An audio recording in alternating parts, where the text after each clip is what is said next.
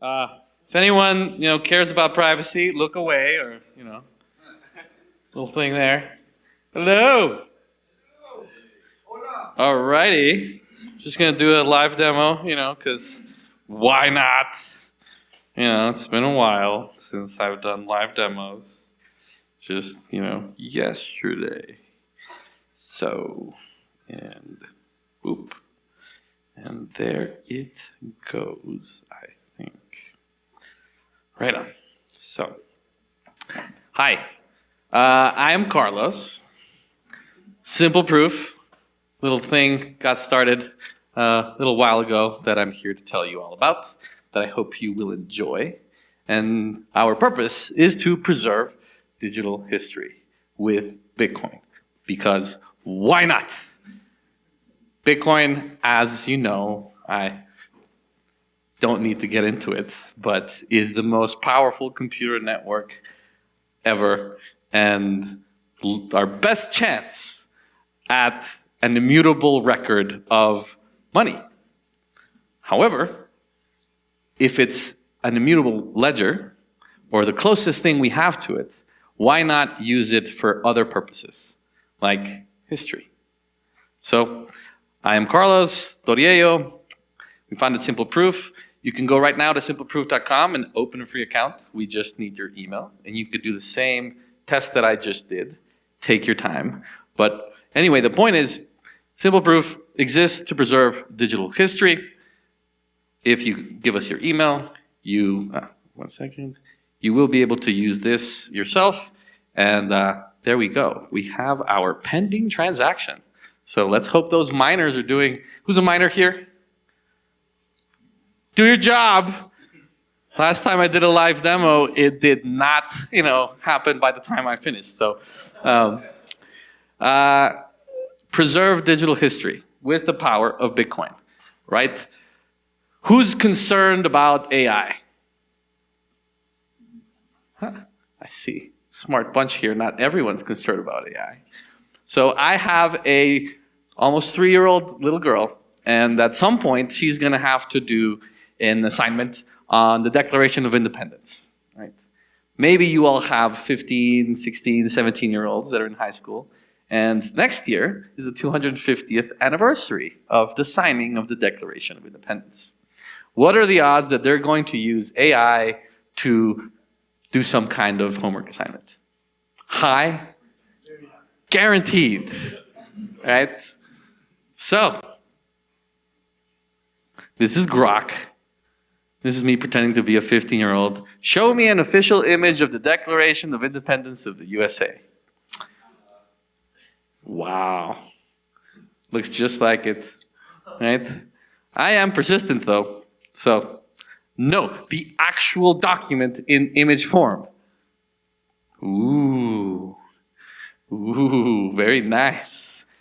Getting warmer. No, show me the Declaration of Independence that is officially published by the National Archives on their website. And finally, we are provided with a link. Unclear why they don't just show me the image. Show me that image here. Huh. Can anyone read that? Right? That is not John Hancock, right? So, that is not the same image on their website. Show me the official image. Again, try it yourself, right? Don't trust, verify. Why is this so hard? Right? Here it is, archives.gov, founding documents, the Declaration of Independence. The real one is impossible to read because it's been destroyed by sunlight. But a 1820 stone engraving, there you go. Why is that so hard? Any guesses? Copyright. AI, oh yeah, copyright. It's a good question, right? So, why is this so hard? Why is it easier to fake something as important as the Declaration of Independence than just show you the right one? And if our high school students are obviously going to be doing this next year, wouldn't it be nice that they could just look at the actual document, right? So obviously, I'm a little concerned that as folks do this next year for high school projects, maybe they end up looking at the wrong Declaration of Independence. If they go to the NARA website, obviously they would never be looking at the wrong Declaration of Independence, right? Authorities can be trusted to keep our most important founding documents immutable, correct? I mean, Stalin might have a word to say on that. Exactly. So if you missed it, Constitution, another relatively important document. Coding error. IT guy. It was the IT guy. Throw him in jail. Can we trust authorities to maintain immutable records?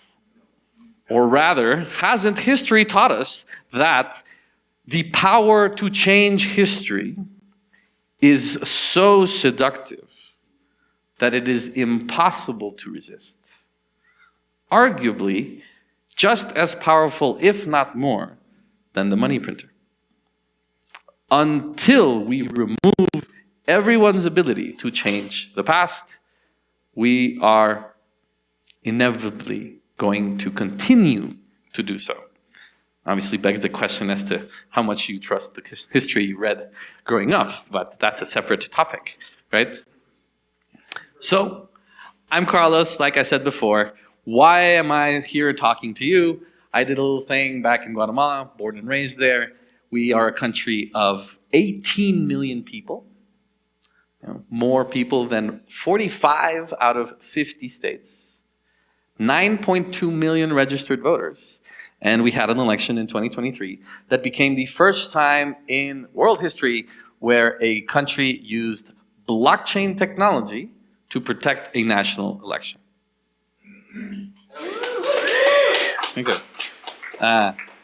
What blockchain did we use? Ether. Yes. So, if you're going to do this kind of work, I think you should use the only blockchain that it is provably outside of any one person's control. Because in the case of elections, the transfer of power, the consensus algorithm that decides the transfer of power, is kind of important, right? So if we're using any ledger that is under the control of any one group of people, then perhaps some elections may be as trustworthy as those tokens. Whereas if we use Bitcoin, then we are using the only computer network that is provably decentralized, right? Fortunately, that did happen. It's a short documentary, 15 minutes if you want to watch it. And of course, I'm the first person that ever came up with this, right? No. Actually, we found out through the Craig Wright case, when Marty Malmy was compelled to release some of his private correspondence with Satoshi, that Satoshi, since February 2009, was considering adding a command to timestamp. Just never got around to it. Lazy, right? Slacker. And so this idea, has been around for a while, and I just happened to be the first one with the team at Simple Proof to build a technology that was first used at a country scale. So, has anyone seen this? Or who hasn't heard about this? United States Department of Commerce posts second quarter gross domestic product to the blockchain. Wow. News to you? Big whoop, right? If you scroll through the details, there's a bunch of mumbo jumbo in there, but eventually you find a link. Boom. This is where it leads to. You are looking at the first PDF file produced by a federal government agency of the United States government to be provable on Bitcoin. Yay! Fortunately, it's also provable on 8 other blockchains. Bitcoin's Indeed. That, my friends, is the first bit, or the second bit of good news. Check to see which one they did first. No. So, These addresses look pretty similar. there's a lot of other things that happened, and so many folks didn't realize that they actually did this, where that PDF produces this hash, right? I will copy the hash. I already have the transaction pulled up here.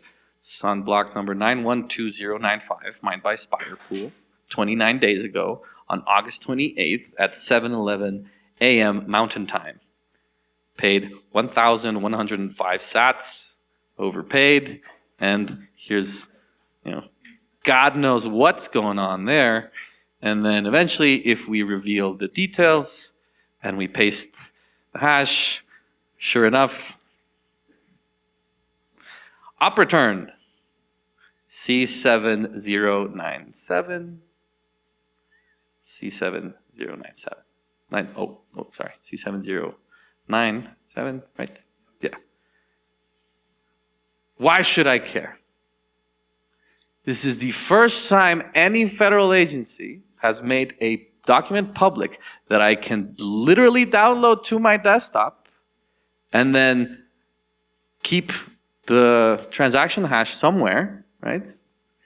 And forever, as a citizen, I can make sure that even if the US Department of Commerce's Oracle is compromised for whatever reason, as a citizen, I can help the Oracle recall, whether that be for any particular reason.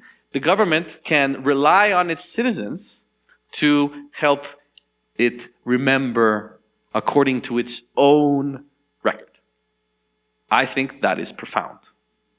It means that, sure, we still rely on them keeping the records, and sure, they remain as the Oracle, but they cannot rewrite the past. At least they can't without revealing that they did so. What they cannot do is pretend like this new version was always the one that they had said. And that is powerful. That might be relevant in certain applications. For example, and before going into that, there's a bit of a discussion on Twitter about it. You may have missed it, but Grubels mentioned, wow, they used op return. It seems like the US government knows how to use Bitcoin better than Inscription fanboys. Amazing. And there's obviously a lot of other lively things up here, but I want to draw attention here. Mr. Luke Dashier says, if that was your goal, you could use something like open timestamps. Who has never heard of open timestamps before? Raise your hand. 5. This is a Bitcoiner crowd. Usually it's mostly everyone, right? Why is that? That is odd. This is the Open Timestamps website where you can find all the code. This has been around since 2016. If you've been around since then, you know about open timestamps. And I'm constantly flabbergasted that we seem to have consensus in Bitcoin about 2 things. 21 million and open timestamps. We should celebrate this. All noobs should learn this in their first days. Why is it the case that we have something that Mr. Luke Dashier tells you to use that was produced by Mr. Peter Todd? You could not find 2 Bitcoiners that hate each other more.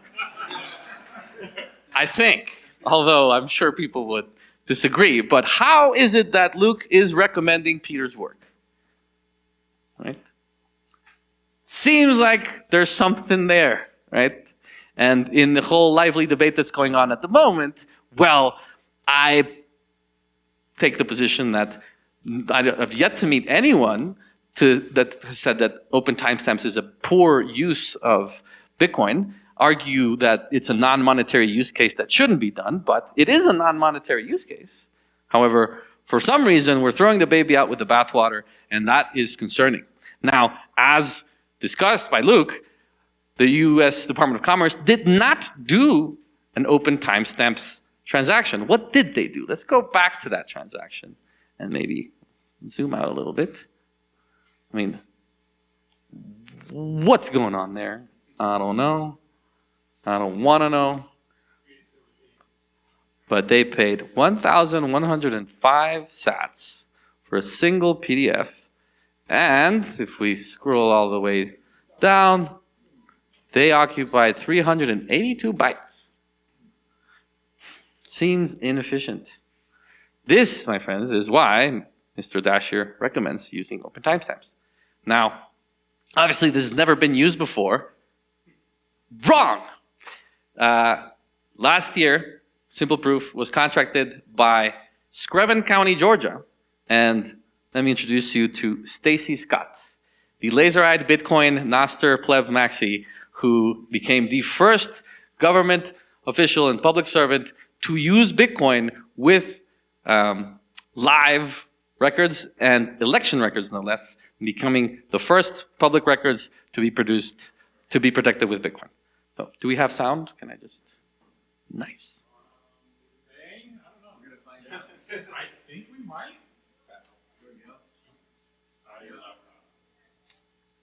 Should I? You just have to change the output to HDMI to the HDMI out on your audio. My bad.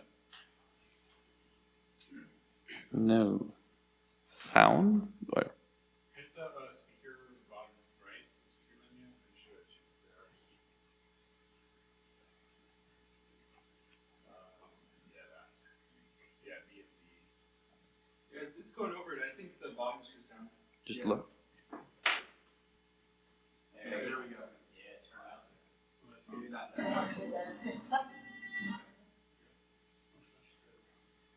So I give to you Miss Stacy Scott.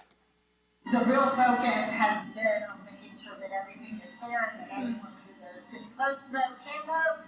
And that was where they were talking about some of the cybersecurity issues, and especially with like AI and how it can be used against us. On election night, I would run the reports and bring that information into this office where we have the computer that's connected to the internet. When that information touches the internet, it should also get timestamped to the Bitcoin launch.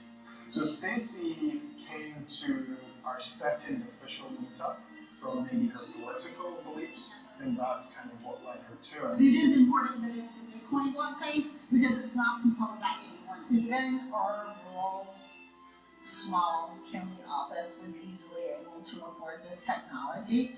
It was not expensive at all. This is the first time an American institution decides to invest in protecting and preserve its history with the power of the Bitcoin network. Verify. Don't just trust, verify. So it's taking that responsibility for yourself and not just counting on somebody else to do it for you. I think as Americans it's very important that we remember the people that created our nation. That's what's going to help us remember to keep those freedoms. We have to keep fighting. We have to keep remembering the importance of preserving our freedoms.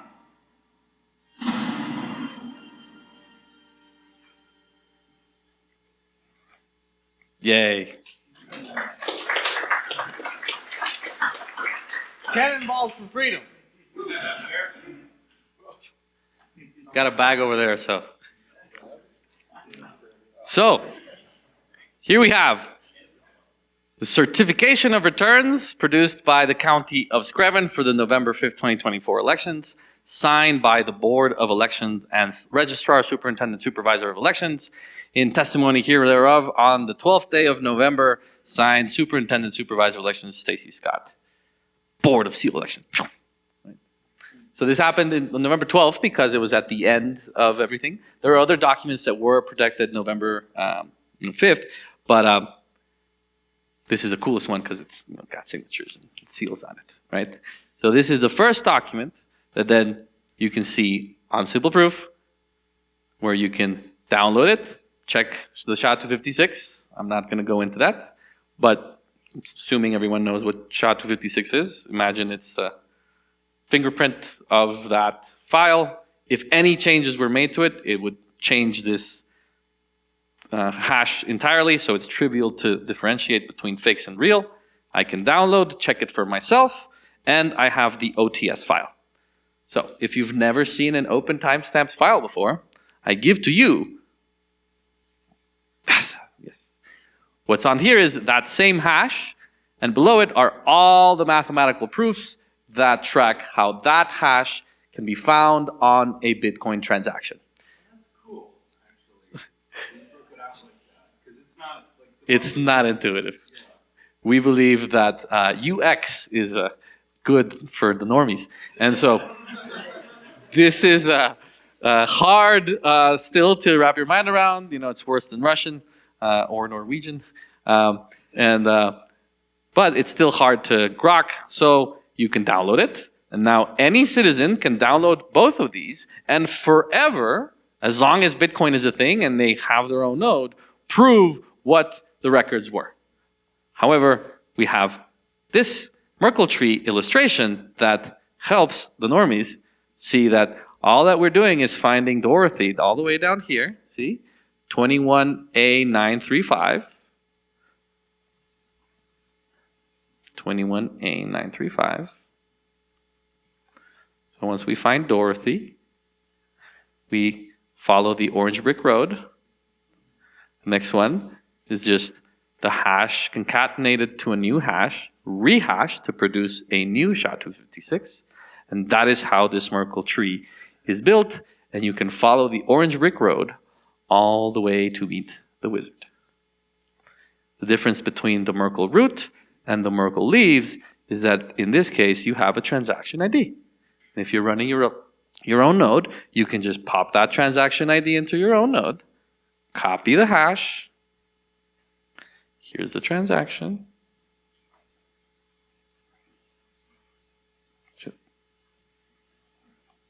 Block number 870032, timestamp November 12, 2024 at 1 p.m. Mountain Time. Paid 3,500 sats.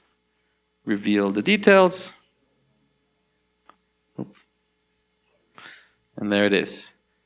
E9B3FE. E9B3FE. However, how many bytes? 234. And right, all that we have is just the miner fee. Right. Now, what does this mean for other folks that might not be following is this Merkle tree just happens to have 1, 2, 3, 4, 5, 6 steps, but it could be trillions. So a single 234 byte transaction that pays its miner fee can contain the entirety of digital information online produced by all machines and human beings, all wrapped up into a single Merkle root that can be placed on a Bitcoin transaction. Famously, Peter Todd did just this with the Internet Archives, hopefully every day, and Bitcoin can become our single source of truth for whatever records are produced. And we can now use Bitcoin to date information. All that it provides, though, is how old that piece of information is. Now, we did this for Stacy to protect against AI, right? As you heard, they were concerned. In the case of Georgia, there were some issues back in 2020, and so she was very concerned. And this is essentially an insurance policy for IT professionals or anyone that's responsible. You can have Bitcoin become your insurance policy in case things go poorly.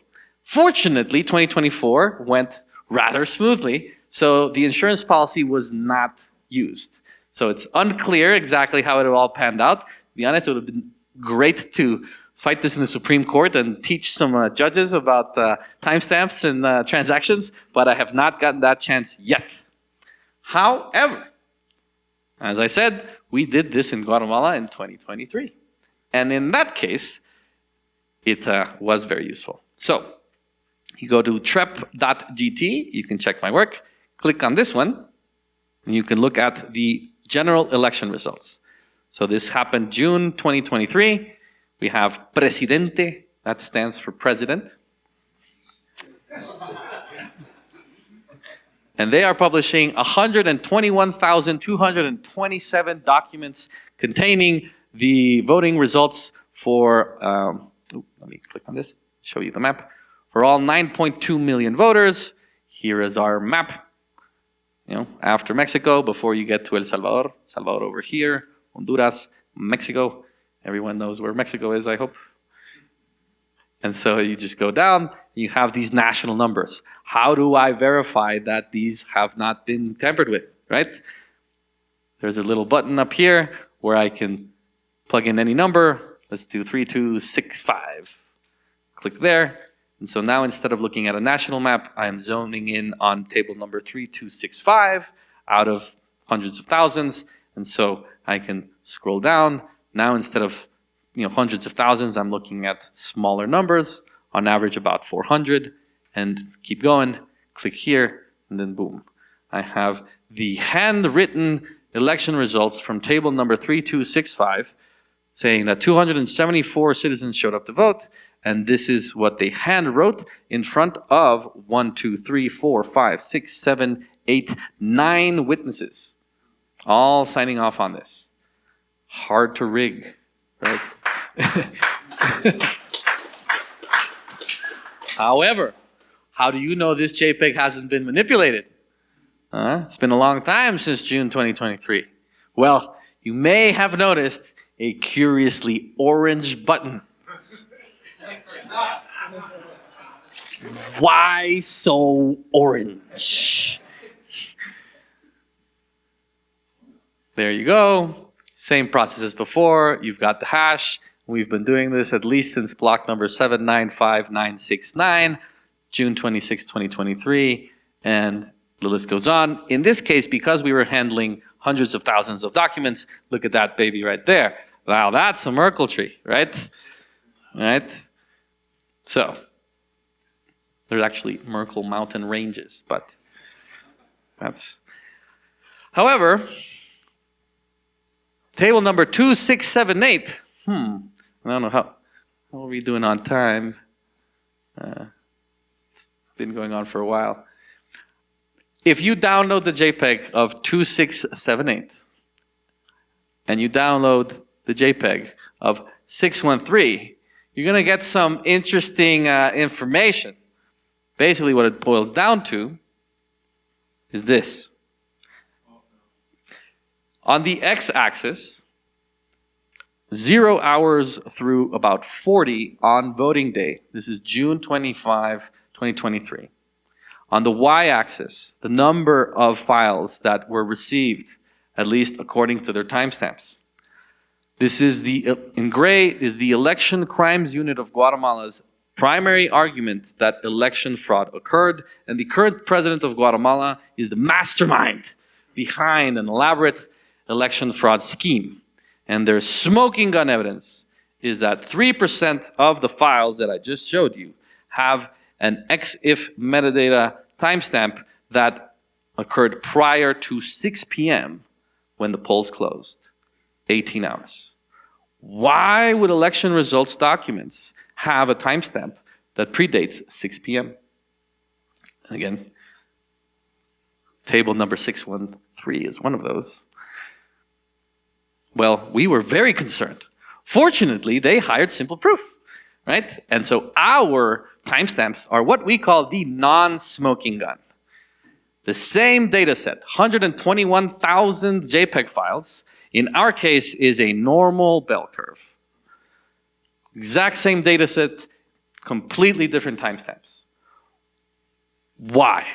Obviously, there's some type of mistake. Now, I really can't speak to the 3% that's a smoking gun, but I will say, if all of these documents were produced in the same way, it means that the 53% over here was the product of Rick and Morty and Doc using their newfound time traveling powers to create data in the future using time travel. Otherwise, data that exists on Bitcoin is the right data. Time travel becomes a necessary piece of evidence for the election crimes unit, or Occam's razor suggests that what happened was that the contractor that bought 10,000 machines, in 300 of those machines, they misconfigured the time zone, and those machines thought themselves to be in American Samoa, while 53% of the machines, that's over 5,000, were configured to Baghdad in Iraq. So the machines were all in Guatemala, but the time zone configuration was different, and so the EXIF metadata just took the time from the machine and generated the illusion of fraud. Maybe this was an honest mistake. Maybe it was a very clever attack. I am not sure. Regardless, Bitcoin proves that this happened.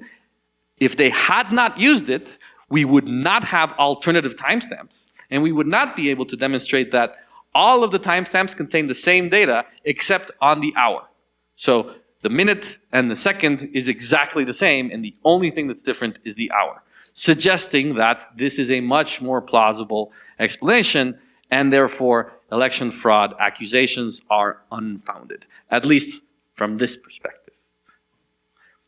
Helpful in combating those accusations, unfortunately, still hasn't made its way to the Supreme Court. It's kind of slow, but I am hopeful that I get called to explain this to our Supreme Court.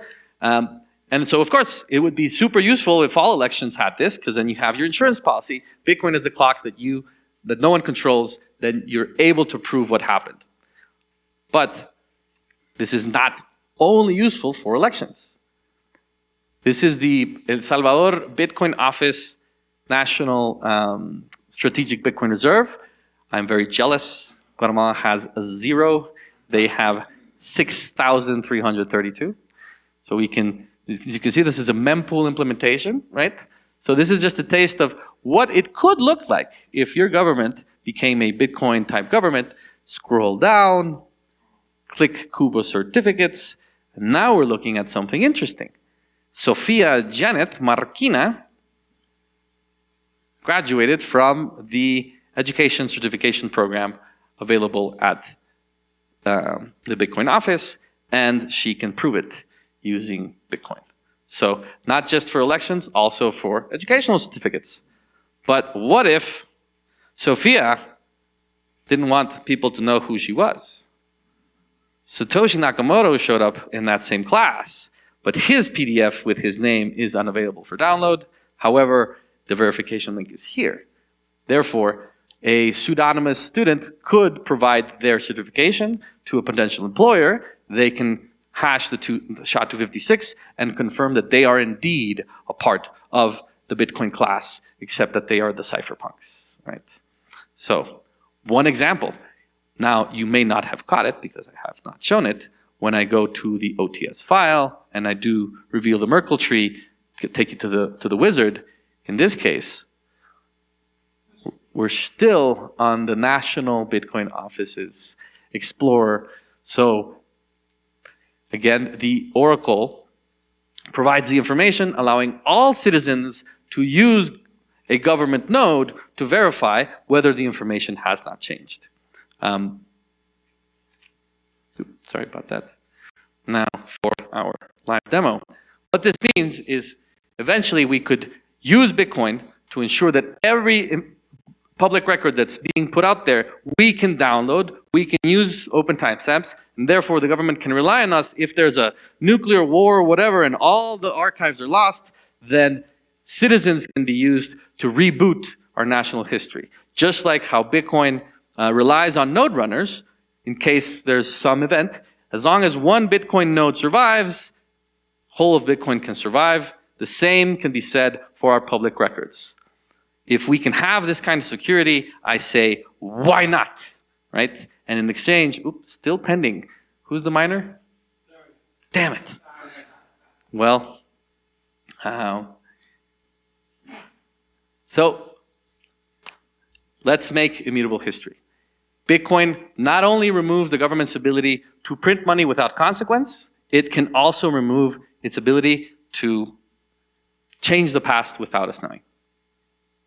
we can get both for the price of one. Why are we settling just for one?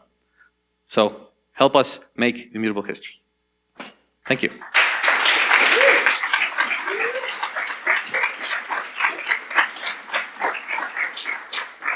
And if we can cut the live feed, we can go to the non-public part of the conversation. Thank you. All righty then. So, yeah, the shitcoiners are coming.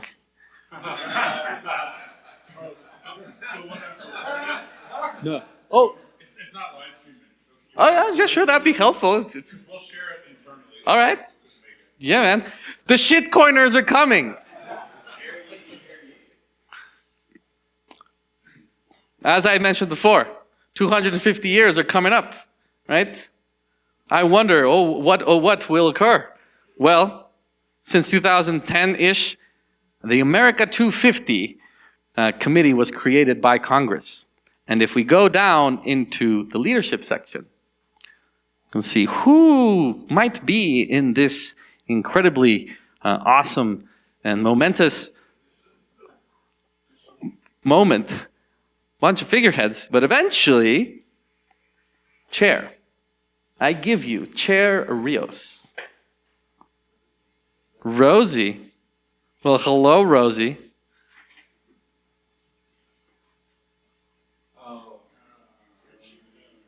Don't believe me? Don't believe me?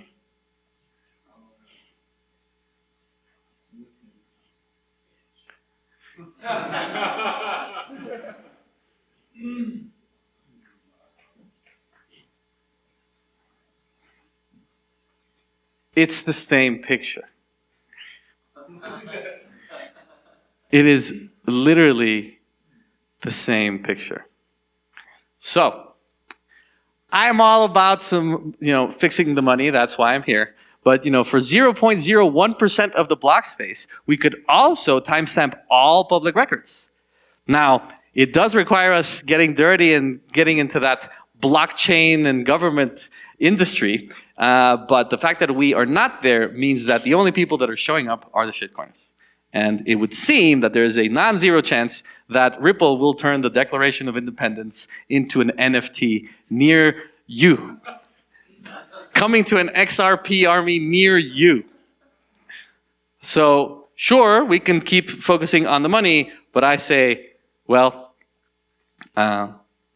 you might not be interested in politics, but politics is interested in you. Said another way, you might not be interested in the Declaration of Independence, but Ripple is. So again, the shitcoiners are coming. We can use Bitcoin as the government blockchain solution. Open timestamps means that we don't need to crowd out monetary transactions. Why not? If we do so, I believe governments and the government agencies, like you saw in the Bitcoin office case, will start running nodes. Because then the state archives, the courthouses, they need their own nodes to verify that the records that they're showing are actually real. So I think the game theory is positive when you have government agencies running nodes.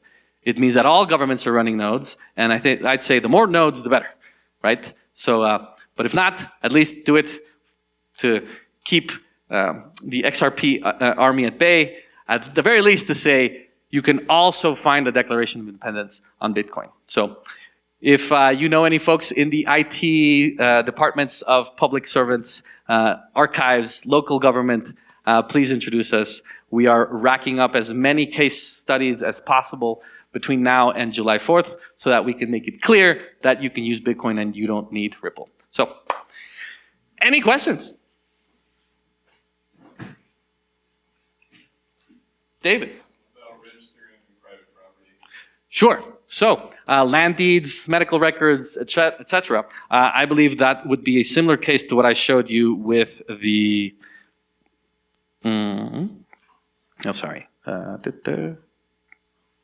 with this case, right?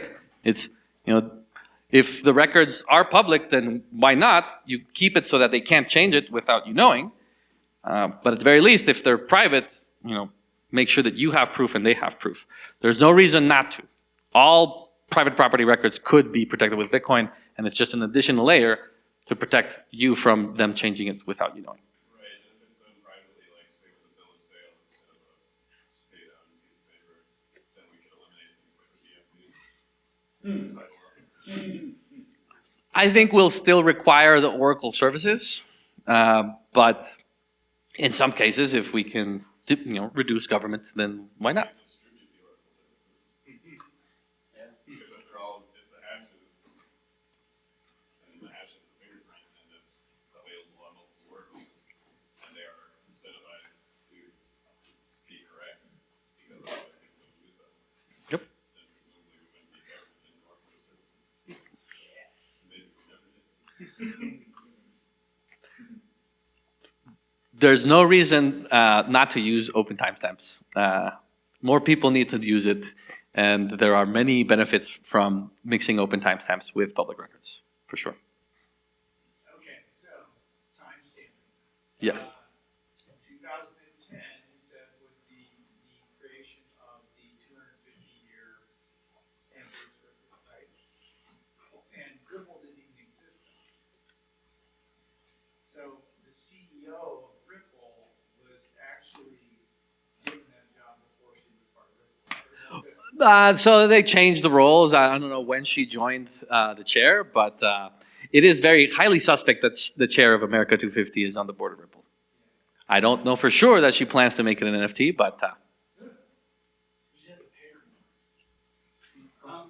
It's interesting that this was used as a way to secure representative democracy. And I was just thinking, like, well, if we can delegate, like, our dependence or trust to essentially a distributed system like Bitcoin, then can you imagine any other ways we can make government less perceived as necessary through technology like this?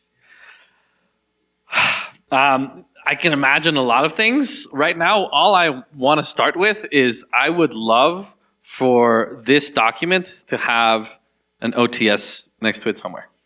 Let's start there so that 100 years from now, the people reading the Declaration of Independence are reading the exact same one as we're reading today.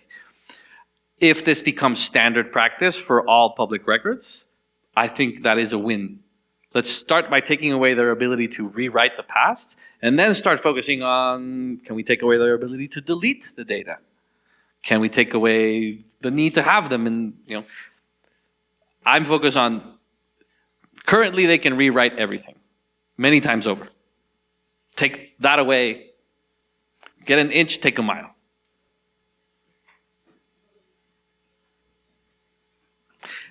On the AI side, if this were accompanied with an OTS file and that becomes standard, I could imagine smarter people than me training AIs to learn how to find data on Bitcoin. So that if someone asks for access to a public record, well, all public records are timestamped to Bitcoin, they can find the ones that look similar and they can trace the ones that are oldest, right? So that all of a sudden AI models are able to show you public records knowing that they're referencing the right one. Particularly if the oracles publish their key, right, and sign everything so that you could combine signatures and Bitcoin to facilitate AIs finding proper records. Maybe that means that the AIs don't hallucinate all of reality and we can keep them to something that's real. Alrighty. Well, Yeah, when you were up in Wyoming a couple of days ago and you were showing the Guatemalan results, you had mentioned that kind of having that ability to see the timestamps helped to prevent civil war. sure. Can you say more about what that would look like if there was this discrepancy where they thought it was lied about and then there was the showing the truth of the time change? Yep. So if this is the only thing that's out there, and they literally published this themselves, they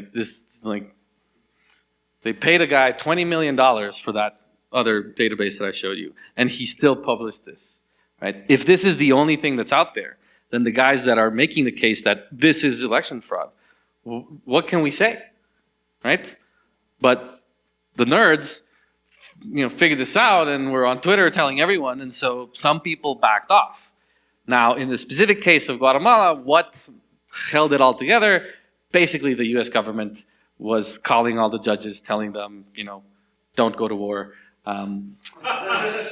Pretty sure that's the rumor. There's actually even a congressman that's accusing the State Department of meddling in elections, and it's Warren Davidson actually. So it's one of the big winners.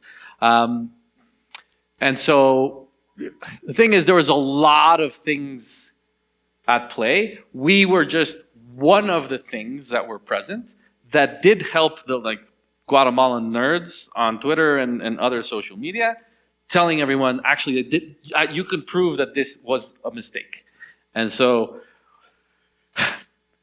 the president-elect was charged with crimes, and up until the day where he was literally when he was taking office, the law requires that he take office by midnight. He took office by 1:30 a.m. the next day because it was still unclear who was going to win and whether or not we were going to war.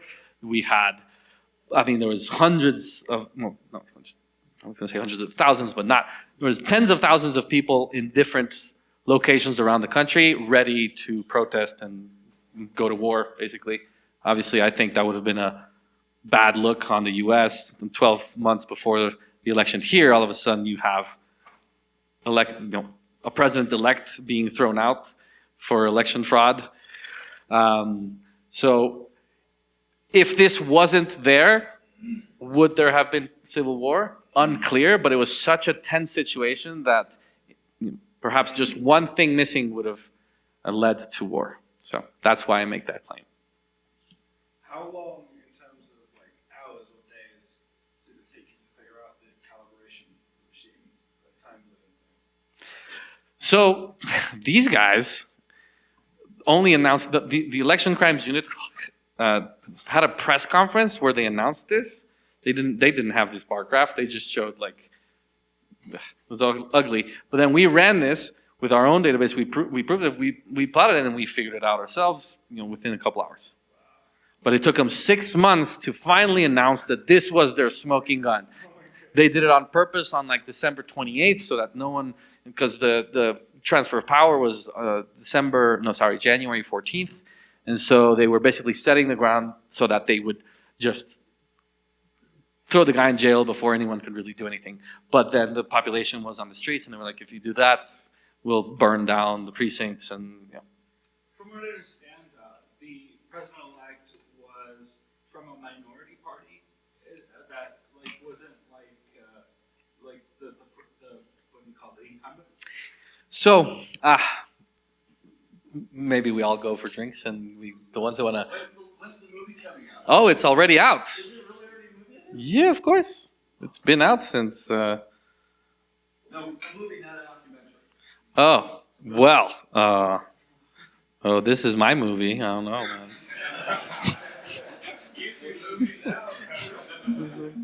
There you go. We've got timestamps all over the place.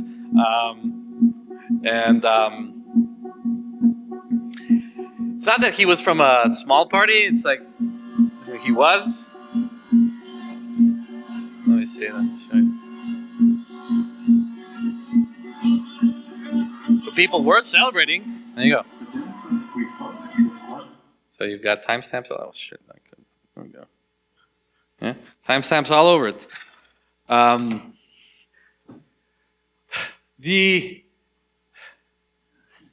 It gets into the weeds of Guatemala. We've basically had a ruling regime for 80 years that uses democracy to have a manager, but the owners are never change. So we change the management, ownership never changes. That's been going on ever since the CIA, took out Arbenz back in the 50s. Interesting, after they did the Iran coup, the CIA's, celebrated their victory, their first victory with a second one in Guatemala. So we were the second CIA-sponsored coup. And ever since then, we basically have the same situation. The way I describe it is the people that won this time are, a different group of owners, but still, sponsored by the State Department, right? So I don't know why they've decided to shift things up, but they did. When you look at the polling data, there's a very reasonable explanation as to what happened. It was a huge surprise.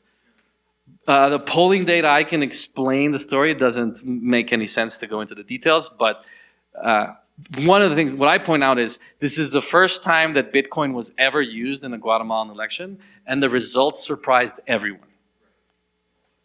Coincidence?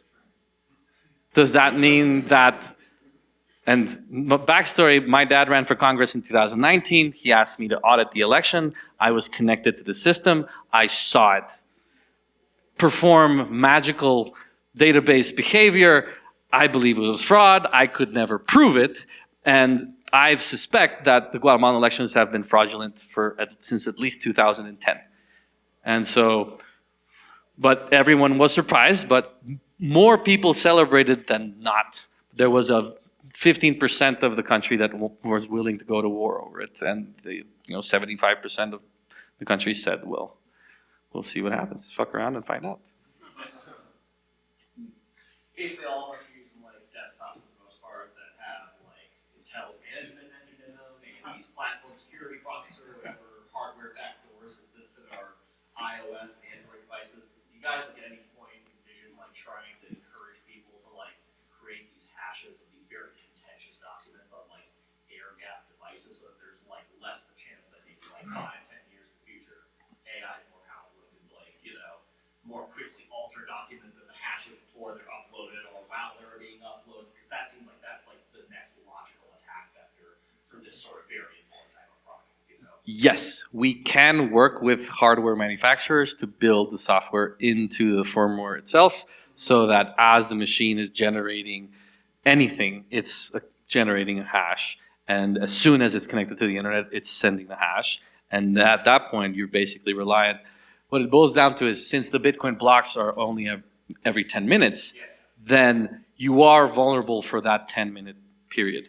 And what you want is a device that's specifically oriented around hashing and potentially signing these records itself, so that it's a very small ecosystem that's harder to Maybe what we want is to just be ubiquitous and all devices start doing this. Yeah, for sure. For most cases, that's not really an issue. I'm talking about long-term vision for things that are very contentious, where someone who has access. Surveillance cameras in prison centers, maybe you'd want those to, if you have raw video footage of something that happened at some point.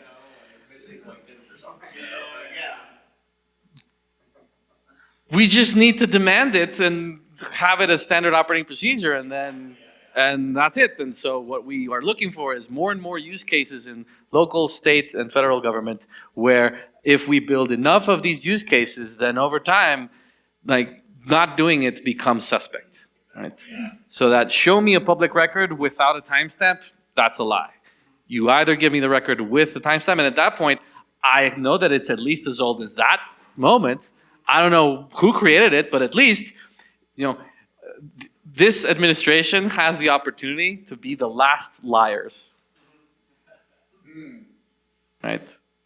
They can still lie, but they can be the last liars, forcing everyone from here on out to stick to whatever they make. And so it boils down to, if there's a public record that's very important to you, make sure you're right next to the oracle, witnessing whatever they're doing and forcing them to be honest.